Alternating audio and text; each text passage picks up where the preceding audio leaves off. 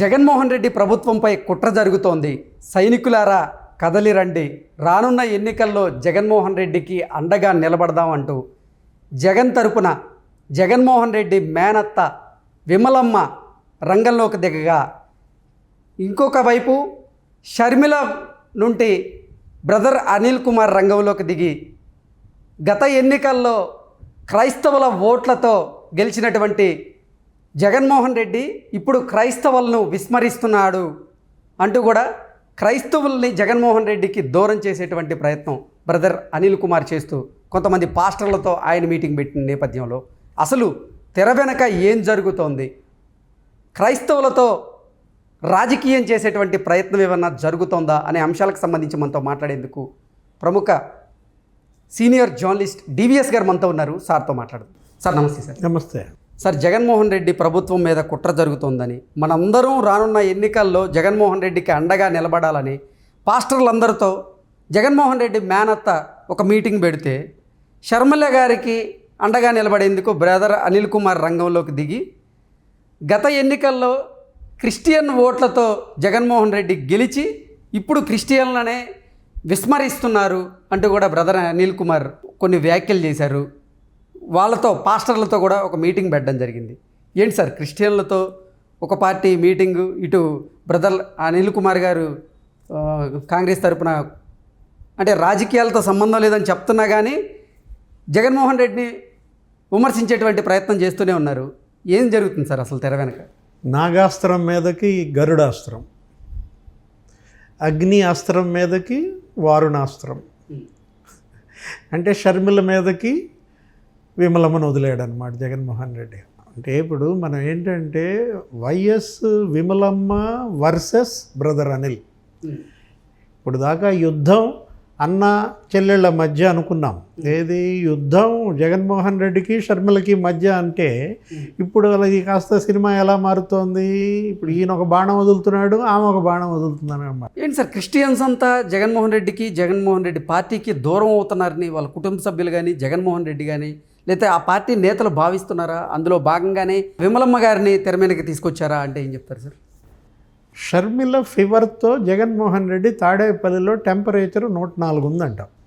ఏది ఎప్పుడైతే ఆమె కాంగ్రెస్ కండువా కప్పుకుందో అప్పటి నుంచి జగన్మోహన్ రెడ్డికి టెంపరేచర్ కంట్రోల్ అవ్వట్లేదంట. బాగా ఐస్తో రుద్దుతున్నా కానీ ఆయనకి టెంపరేచర్ తగ్గట్లా. ఏం చేయాలి మరి, ఏంటి అసలు పరిస్థితి? కారణం ఏంటంటే వైఫల్యాలు ఆలోచించట్లేదు, నేను ఎక్కడ ప్రజలకు దూరం అయ్యాననే పైన దృష్టి పెట్టట్లేదు, తప్పుల మీద తప్పులు చేసేసి చేతులు గాలేక ఆకులు పట్టుకుంటే ఏమొచ్చుద్ది? మీరు అన్నారు క్రిస్టియన్స్కి అసలు ఈయన 5 ఏళ్లలో ఏమన్నా చేశాడా? ఇప్పుడు ఎస్సీలకు ఏమన్నా ఈయన వల్ల వనగూడిందా? ఎస్టీలకు ఏమన్నా లాభం జరిగిందా? ఇప్పుడు వాళ్ళ యొక్క 30 పథకాలు రద్దు చేశాడు, వీళ్ళ యొక్క 17 పథకాలు రద్దు చేశాడు. ఎస్సీ ఎస్టీలయ్యే నీకు 50 స్కీములు రద్దు చేశాడు. చేసి ఇంకా కొత్త పథకాలు పెట్టానంటాడు. ఏంటంటే ఉలవలు తింటా శనగలు పెడతాడు, శనగలు తింటా ఉలవలు పెడుతున్నాడు అనమాట. అటు ఇటు మారుస్తున్నాడే తప్ప ఇతను ఏంటి సంపద ఏమి సృష్టించలేదు కదా, కొత్త సృష్టించిన సంపద ఏమి పంచి పెడతలేదు కదా, అప్పులు తెచ్చి పంచుతున్నది అన్నమాట. అది కూడా ఒక చేత్తో ఇస్తున్నాడు, 2 చేతులతో లాక్కుంటున్నాడు అనమాట. మీకు దాడులు దౌర్జన్యాలు ఎస్సీల మీద ఎస్టీల మీద జరిగినంతగా ఈ 5 ఏళ్లలో ఆంధ్రప్రదేశ్ 70 ఏళ్ల హిస్టరీలో జరగలేదు. డాక్టర్ సుధాకర్, డాక్టర్ అచ్చెన్న, ఆయనేమో విశాఖపట్నంలో ఆయన ప్రాణాలు బలి తీసుకున్నారు సుధాకర్ది. కడపలోనేమో వెటర్నరీ డాక్టర్ అచ్చెన్నని నరికి చంపారు. డాక్టర్ అనితా రాణి అని చెప్పి చిత్తూరులో పాపం ఆమె మీద నానా రకాల హింస. దళిత వైద్యులే అంత ఇబ్బంది పడ్డారు. శిరోముండనాలు దళిత యువకులకు శ్రీకాంత్, వరప్రసాద్.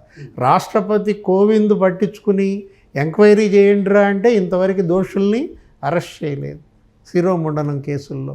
మొన్న కూడా సీరియస్ అయింది హైకోర్టు. ఆ శిరోముండనం కేసు, పాత శిరోముండనం కేసు కూడా బయటికి తీసి దుమ్ము దులిపి నాకు వెంటనే చేయమని ఆదేశాలు ఇచ్చింది.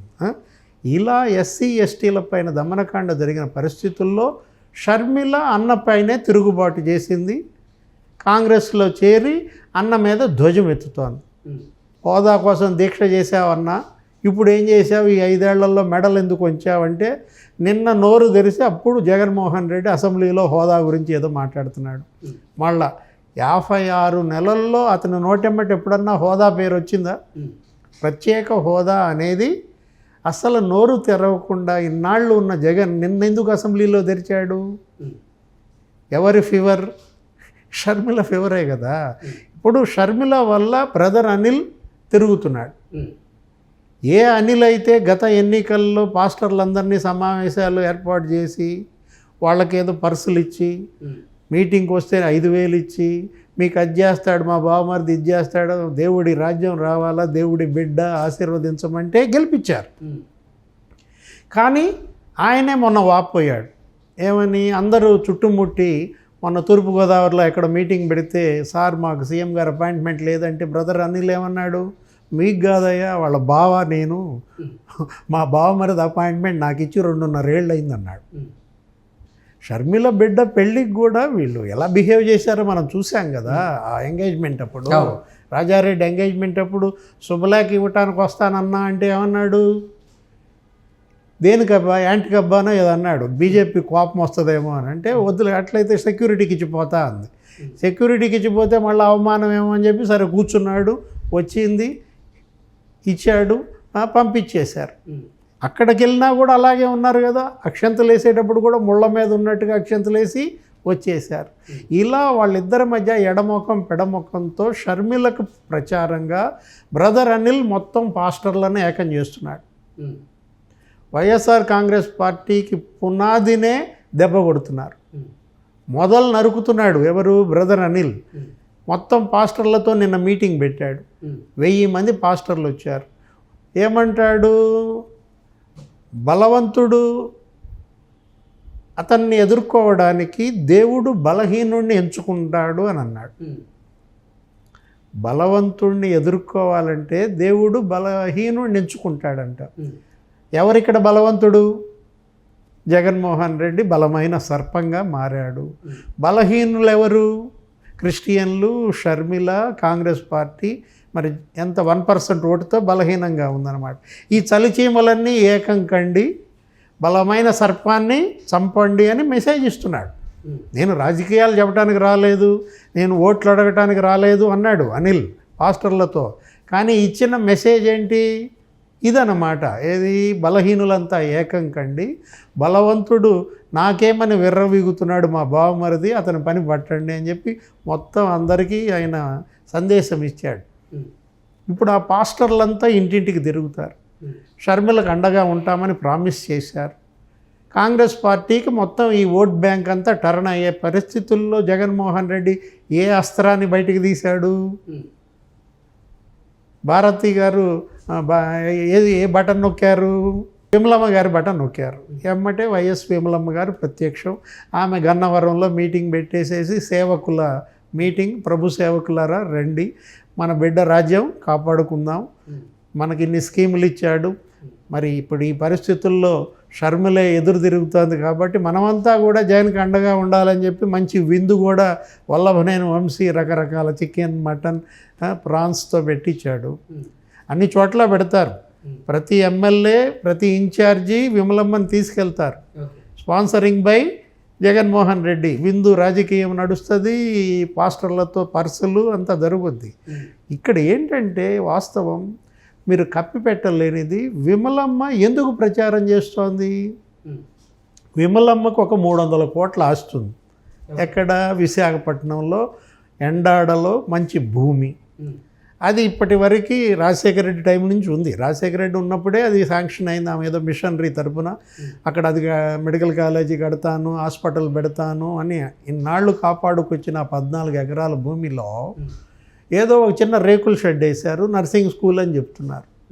ఇప్పుడు దానికి మంచి రేట్ వచ్చింది. జగన్మోహన్ రెడ్డి దాన్ని మేనత్తకే మరి కదిలేయకుండా ఏర్పాటు చేశాడు.